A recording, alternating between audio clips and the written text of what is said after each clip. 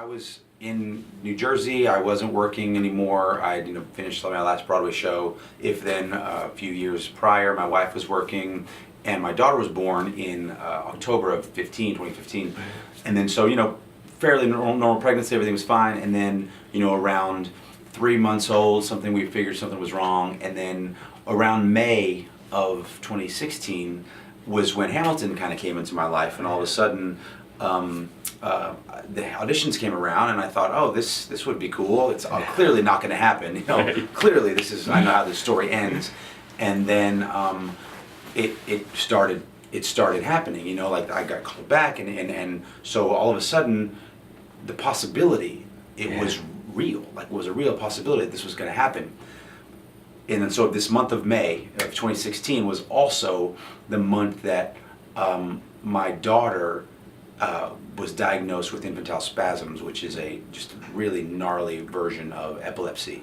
And so my wife and my daughter were in the hospital. She's getting a lumbar puncture, and she's hooked up to the EEGs, and they're really digging in to find out how serious this is. And I leave them at the hospital to go to my final callback, and Lin-Manuel Miranda's there, and all the producers are there, and so it's the story of two different worlds. The reality of my life, and finding out that my child has this very serious illness and condition, and at the same time the real possibility that my life is about to change and my career is going to take off and Hamilton is going to come in my life. So it's and I like to say that there's a part of me that was at the hospital which allowed the part of me that was in the room to be calm.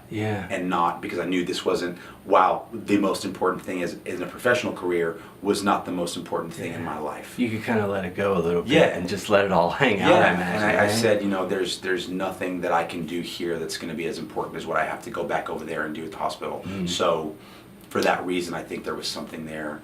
The little angel on my shoulder, it was my daughter, to help me sort of stay grounded and focused. And the next week they called and said, hey, you're going to go to Broadway and take over there for a month, and then you're going to go to be the guy in Chicago. So the rocket blast takes off, and here I am. While research and money is always the most important thing, getting the dollars in the door to sort of get the kickstart the funding, to get the federal dollars and all of these things. The way that we make the most difference is to get people talking about it.